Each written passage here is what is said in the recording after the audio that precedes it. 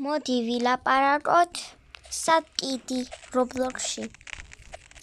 საკიდი ბავშვი იყო.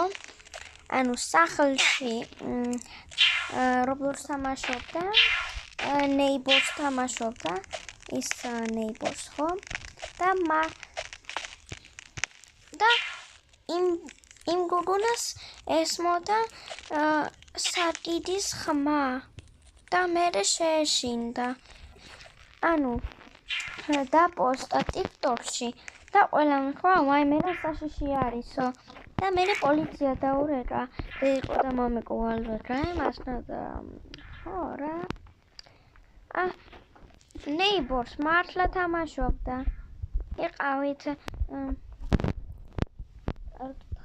რთხოვთ არ მოვდეთ თქვენს. მიყვარხათ, უნდა ვითამაშოთ.